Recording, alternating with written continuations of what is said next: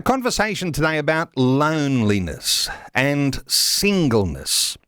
Our special guest today is a walking testimony of how the gospel of Jesus empowers us to redeem the deep ache of loneliness. For years, Steve DeWitt was the only never married 44-year-old megachurch pastor in the United States. And he's living proof that you can be lonely in a crowd.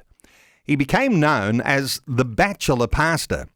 He was surrounded by thousands of people, yet he lived his daily life alone. These days, Steve DeWitt is married to Jennifer for the past 11 years. They have 2 daughters together. Pastor Steve DeWitt has been senior pastor at Bethel Church in Crown Point, Indiana for 14 years. And now he's released a book in which he shares a unique perspective on solitude and aloneness. It's called Loneliness, Don't Hate It or Waste It, Redeem It.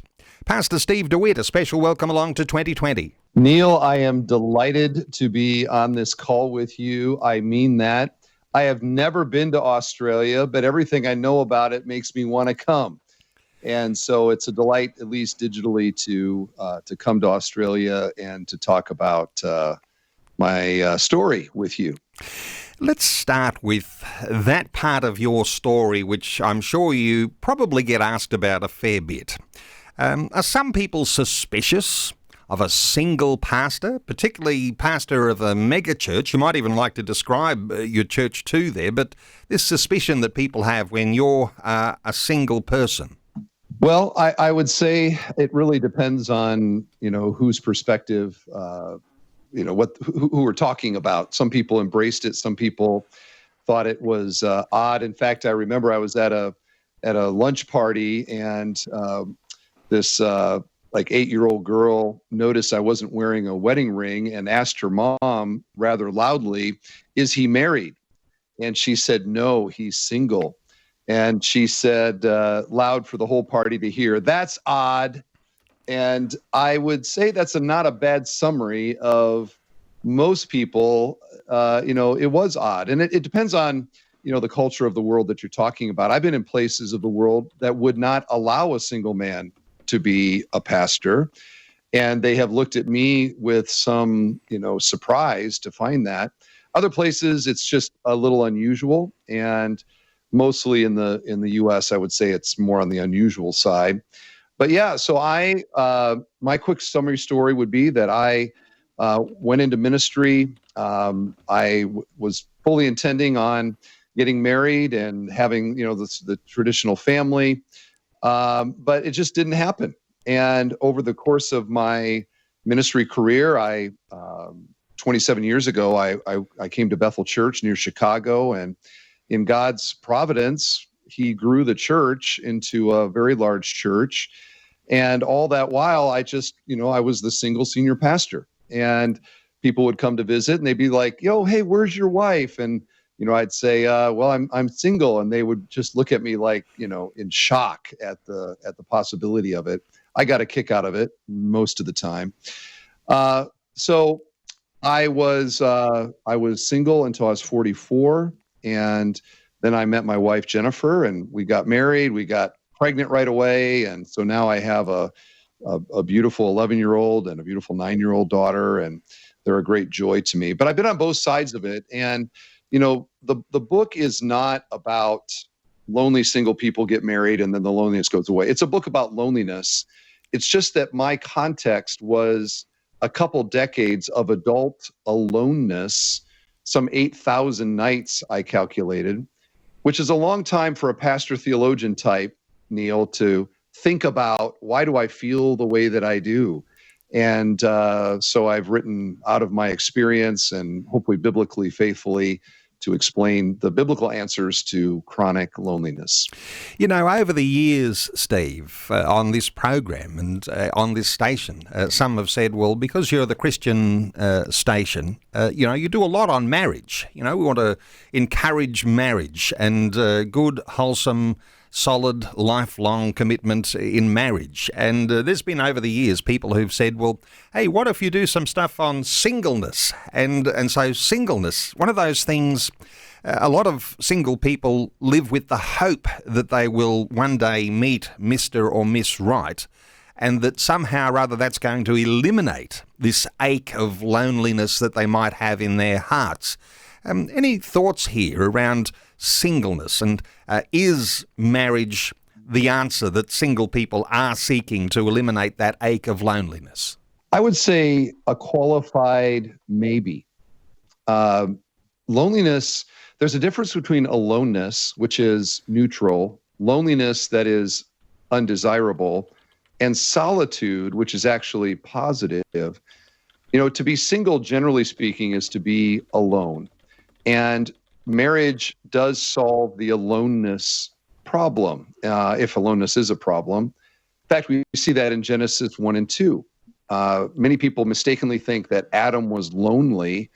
It doesn't say that he was lonely. In fact, I think he was completely fulfilled in his relationship with God. It does say that he was alone. And God said, it's not good that Adam is alone. And so they created Eve. So Eve was the solution to aloneness, not loneliness. Loneliness doesn't appear until Genesis 3, when sin enters into the cosmos. And right away, there is alienation between Adam and God and Adam and Eve. They feel naked. They feel shame. There is the initial feeling that someone or something is missing that I was made for. And so I think when you apply that then to marriage and singleness, if somebody is profoundly lonely as a single person, they probably will be lonely as a married person, because loneliness is not fixed by marriage. You can be lonely in a crowd. You can be lonely in marriage. In fact, I would argue marital loneliness might be the worst kind of loneliness, second only to maybe losing a beloved spouse. So I would urge the singles not to view marriage as the solution to their loneliness. It does solve aloneness, and it can help with loneliness in the ways that sacrificing and loving and being inconvenienced for somebody also helps with loneliness. And marriage puts you in a context where every single day there is that opportunity. Do you think for people who are going through struggles in their marriage and they're feeling alone, this thought of a woman who says, oh, my husband checked out years ago, I've been lonely, he doesn't communicate. A man might have the same perspective about his wife. She checked out, she's not interested in me. Do you think that loneliness might even be one of those dimensions that if you're looking to strengthen and nurture and enrich your marriage, maybe this is something to deal with? Because I think we're getting to it, but there's a spiritual dimension that helps to alleviate that loneliness. But what are your thoughts here for married people who are saying, well, I'm not single, but I'm still feeling lonely? Well, there's a famous pastor in America named D. James Kennedy, and he somewhat jokingly said that 90% of his counseling was singles who wanted to get married and married who wanted to be single again. And, it's a little tongue in cheek, but there's truth to that, where if you view your marriage as the solution to your lonely heart, you're going to find marriage to be a very difficult place for that to happen. It is not being married. It's not being in proximity. It's not having somebody in your life. It is sacrificing for someone in your life that mitigates loneliness. And marriage provides, along with parenting. I mean, parenting is another incredible personal sacrifice every day that provides an opportunity to give of yourself to meet the needs of somebody else. And that's really what I'm saying in the book is the key to redeeming loneliness, is to let loneliness spur us towards the kinds of life and sacrificial self-giving that God designed for us to live and flourish. And by giving of ourselves to others, that love of God through us mitigates the loneliness in us. And that's true whether you're single or whether you're married. And in marriage, I think the challenge, just to add this quick thought, the challenge is that this person that you are sleeping next to, living every day with, is also a sinner, and the dynamics there ebb and flow in positive, sometimes negative times, and it can add to the loneliness if that relationship is not nurtured. And so marriage is its own cauldron of challenge. But those are some thoughts for you. When you were single, the Bachelor Pastor, and you began to think through these issues, and maybe you had aspirations yourself that one day you'd be married, but you were going through this time, and for decades, sensing this loneliness. Those sorts of emotions you're on a roller coaster. You like to talk about hearing our emotions properly. Sometimes our emotions are controlling us. I guess there must be some ways that we can take control of the emotions. What are your thoughts here? As the title says, don't hate it or waste it, redeem it. I think much of my journey was me hating and resenting and thereby wasting loneliness. And it wasn't until I began to really think through why I feel this way, and biblically, from a Christian worldview, what is the explanation for loneliness? Why do we feel this, and what are we supposed to do with it? Which I would say was probably in my 30s somewhere, where I, as I got older and as the valleys of loneliness maybe got deeper, I was somewhat forced to be contemplative about these very painful feelings. And as a pastor, I sought answers, in the Bible and from godly counsel. And I began to formulate a worldview about loneliness and began to do something about it. One of the things that, as I talk about loneliness, if you're listening right now, I want you to know I have profound sympathy and compassion for the feelings of loneliness. They can eat you alive. I know that. But one of the things that I'm urging is we are not victims of loneliness. Loneliness is a gift. And in my story, once I turned the corner and realized that loneliness is a gift from God, it's a part of common grace. Believers and unbelievers all feel loneliness. And God gave it as a gift to spur us towards those relationships and actions within those relationships that he designed in our image bearing to bring meaning and fulfillment to our life. So I compare it to like hunger or thirst, which we don't like to feel hungry. We don't like to feel thirsty. But when we feel hungry, we want to do something about it. It spurs us to eat. And loneliness is like that. And this is how it's a gift. It spurs us towards those relationships and sacrificial actions within those relationships that by design, when God, the triune God, engineered us, he made us to find fulfillment from. So loneliness isn't the presence of something, it is the absence of something. And redeeming it is bringing what God intended into our experience and to have the flourishing that he intended for us. Well, Pastor Steve DeWitt is our guest. His book, if you're wondering, it's called Loneliness. Don't hate it or waste it, redeem it.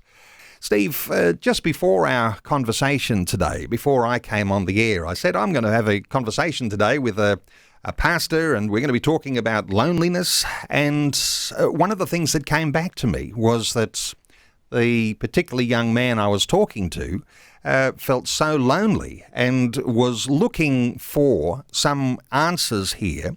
And while he didn't take this route, he said the encouragement for a lot of people who face loneliness is to actually take antidepressants. I wonder if you've got any thoughts about how people actually deal with loneliness. So I would call, there's categories of response to loneliness that I would call wasting it.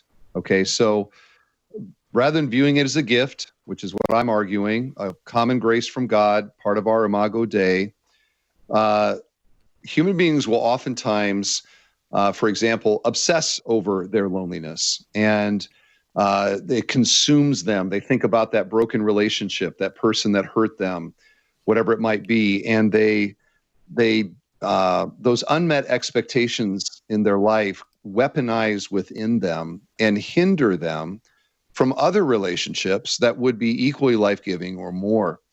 That's wasting it. Another wasting would be to isolate. Proverbs says he who isolates himself seeks his own desire. And, think about the person who buys a cabin out in the woods and puts up a do not disturb sign and buys a guard dog and just doesn't want to be around people ever again. That's one way to deal with loneliness, but it's not a good one. It's wasting that pain inside. I think in our world, there's so much distraction, how people on their phones, checking their phones constantly, watching Netflix all night and, just kind of allowing entertainment to numb the pain and further isolating them from other people, especially during the pandemic. We had the isolation, the social distancing, and what was already a massive problem in Western society became what's now the medical community is calling an epidemic of loneliness. And governments now are organizing to try to deal with loneliness. It's a public health crisis. So all of these and other things, including, I would say, long-term numbing of the pain with drugs, is missing the opportunity that God intended loneliness to provide. And all of those, I would say, are not going to lead to what God intended. So when we're talking practical things, where do we start with practical things, Steve? Loneliness by itself is a gift. Loneliness weaponizes in us, and weaponized loneliness is a problem. Just like hunger is a part of a healthy human body, famine is a major world problem. And loneliness is similar to that. And what I'm urging is to see the existence of loneliness as a gift built into our inner architecture by a God who lovingly put these impulses in us to ensure that humanity would move towards one another, and most importantly, to move towards Him. So to get practical, I begin by the vertical dimension. This is the most important one because it's the eternal one. The loneliness that human image bearers have primarily is a theological one. We feel naked before God, and we long for Him. That nakedness is not a lack of clothing, it is a lack of righteousness, which Jesus came to fulfill, and to understand that part of Jesus' purpose in coming certainly is to reconcile us to our Creator. This comes by faith in Jesus Christ and a turning to Him, believing in Him, following Him, becoming a Christian. This reconciles the vertical dimension, which is the most important one. And I would urge anyone listening to right now put your faith in Christ and believe in Him. Most people, though, I think, observe loneliness in the horizontal. And here is where I think the gospel as well is part of the solution. I talk about you got to gospelize your loneliness. What do I mean by that? Well, by the gospel, we are reconciled to God. From the gospel, we are called to this kind of death to self. Like with the gospel, we are blessed by giving of ourselves, following the example of Jesus, who, Philippians 2, emptied himself, gave all that he had in an act of love, ultimate love. And so gospelizing our loneliness is the opposite of what our instincts urge upon us. When we think about when we're lonely, we think, who do I need in my life to fill this void? I need somebody to meet my needs. No. Overcoming loneliness has little to do with gaining somebody. We have to lose somebody, and that somebody is us. It is taking up our cross, following Jesus, following in the way, and following His example of giving and serving others. So my big point, or one of my big points, is that we have to give our loneliness away. And Neil, what I mean by this is as we orient our loneliness towards meeting the needs of other people's loneliness, and as we orient ourselves towards sacrificing for others, It is the love of God through us that mitigates the loneliness in us. And the more that we give of ourselves to others, the more our own personal loneliness moves into the background of our emotional experience. And this is kind of I'm inverting what people naturally want to do. I'm turning it upside down. It's gaining by losing, but it's losing me as I seek to bless others. So one final thought here. It's not having someone in your life. It's sacrificing for someone in your life. This is why, as a maybe silly example, but people oftentimes find pets help them. What's a pet? A pet is another being that you have to think about and be inconvenienced for and pay the medical bill for and worry about their food and, leave parties early so you can take the dog out. And, all of those inconveniences help because I'm having to get out of myself and live for someone else.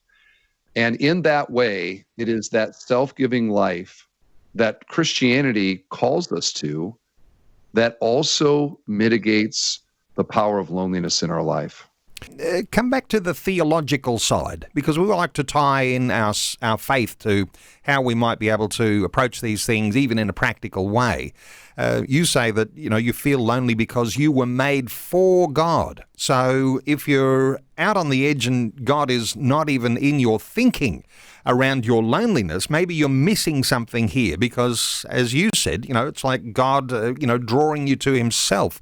Any thoughts here around being made, you mentioned, in God's image and how God might use that loneliness to draw you to himself? Absolutely. I think when I say that loneliness is a gift, it really is rooted in the character of God. To understand loneliness, you must understand the nature of God. And Christian teaching is that God is one and God is three. He is a diversity in unity. He is the three in one. And within the Godhead, God delights in, they delight in one another. They're fully satisfied in one another. Think about all the times Jesus talks about the loving relationship with his heavenly Father, particularly in the Gospel of John. And so God in his goodness, when he made us in his image, made us to reflect that aspect that he delights in the most in his own being. And so he builds into us this need to be in life-giving relationships with other human beings. And we see then that sin is such a destroyer. And part of what it took away is it took away harmony and full satisfaction in our human relationships with one another. Not entirely, but substantially. And so loneliness is rooted in the character of God. In that way, it is a gift from God, wanting us to experience the joy in one another that God experiences within his own being. Wonderful illustration to be able to talk about God, one God, three persons. And so he, even in his own self, is not lonely because there's fellowship within the Trinity. And so when we're created in God's image, created to be in community. And I guess this is where we come to families and a church as being a place of belonging. What are your thoughts about those practical elements of our lives? Well, I agree with you. Family is such a blessing. Church family, such a blessing. But their existence by itself doesn't solve the problem. It requires a hospitality of the heart that I have for other people, a welcome. As Paul writes to the Romans, accept or welcome one another as Christ has accepted or welcomed you. And that openness of heart, which in a broken world where people betray us and stab us in the back and lie to us, is hard to maintain, even in a local church where oftentimes it's the people that make it the hardest. I'm preaching this weekend on 3 John, and that Diotrephes, man, what a problem he was. And even a healthy church will have problems. Yet Christ loves flawed, broken people like us and calls us to love, to be a friend of sinners as well. And so I urge people to be risky in their friendships, to have your front door open and be ready to welcome people. And sometimes this means being awkward with people. In fact, Jenny Allen wrote a book entitled Find Your People. She basically urges that. Get as awkward as you can, as quick as you can. Invite somebody over to fold your clothes. Don't clean the house. Be real. And quick story. So this is something as a pastor that doesn't come easy necessarily, because there's so many people that want to, be friends with you. It's hard to, sort through that. And so one time I met this guy and kind of liked him, and we went out for coffee together. And just over the time of talking, I felt a kinship with him. And when it was all done, I took a deep breath and I took a risk. I said, I've enjoyed this time, and I'm wondering if you'd be willing to have an intentional friendship with me. Now, that was a big gulp for me to say, especially early on. He replied, I feel exactly the same way. And that friendship has become one of the most meaningful friendships in my life. But it required me to get out of my comfort zone a little bit, my self-protection, and to open my heart and say, you know what, I'd like to be a friend with you. And I think more of that would help. And, maybe there's some things, one of the things I counsel is if you have maybe some aspects to your personality that hinder healthy relationships, is there somebody that you trust, that knows you, that loves you, that you could just honestly say, I struggle with loneliness. What do you see in the way I conduct myself that might be hindering the kind of life-giving relationships my heart longs for? And seek to make some of those modifications. A little change could go a long way towards helping those relationships to cultivate. So there's a few thoughts, Neil. I can't help but think this is great for people who can get out and about. There are some who are shut-ins and maybe disabled, just growing older, and maybe they're feeling as though they don't have the love of the family or friends the way they used to before. Any special advice for those? I mean, you've got an ageing population in the US. We've got an ageing population here in Australia. Perhaps maybe something for those who might be feeling a little bit reclusive or shut in, not even because of their own issues. Thoughts for those who are dealing with levels of loneliness? Absolutely. So we look to Jesus, who said, I'm not lonely. The Father is always with me.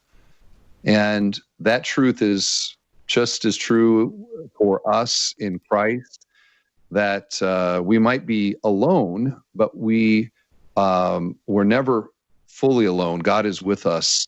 And that's true in that nursing home, in that quiet place that you might be. I think also it's important to locate loneliness in the redemptive story. So it begins in Genesis 3. The possibility of it being redeemed comes with Christ. And here we are now in the time of the church, the new age, and to look forward and to realize that loneliness is a temporary reality. For the Christian, someday we will be with God, we will be in glory, we will not have a hint of loneliness, and we will probably look back on these fleeting days on earth and think, I'm so glad that I won't ever feel lonely ever again. So loneliness is a temporary reality. We take hope in the gospel, and we look forward to the day when, for us, there is no loneliness. Well, Steve, I wish we had a whole lot more time to talk. Time is escaping us, though. Let me point people to how you can connect with Pastor Steve DeWitt. He's been a senior pastor at Bethel Church in Crown Point, Indiana, for 27 years, not 14 as I mentioned a little earlier. His book on loneliness is called Loneliness, Don't Hate It or Waste It, Redeem It, my suspicion is there might be a few lonely people listening in who might want to get a hold of that book, and you'll be able to get that at online booksellers. But you can connect with Steve at his website, stevedewitt.org. That's DEWITT, stevedewitt.org. And you've got a blog site too, Steve, called It's All About Him. Any insight, any of the latest blogs you might have been writing about that listeners might be attracted to? What have you been talking about just lately? Well, I actually would recommend going to thejourney.fm. That is our media ministry and is much more up to date. The sites that you listed, I think, are a little bit in the past. But thejourney.fm would be a great place. And of course, the book on loneliness. And I would be honored to have any part in God's work in anyone's life. And so thank you so much for having me on the show. It's been a delight. Steve DeWitt, it's been a delight having you on, and great wisdom. And just to encourage listeners, there'll be a podcast of this conversation that you might want to share with a lonely friend, and you'll be able to do that just a little later on this afternoon. Thejourney.fm. And, of course, get a hold of that book, Loneliness, Don't Hate It or Waste It, Redeem It. Steve DeWitt, thanks so much for taking some time to share your thoughts and your heart with us today on 2020. Neil, thank you so much.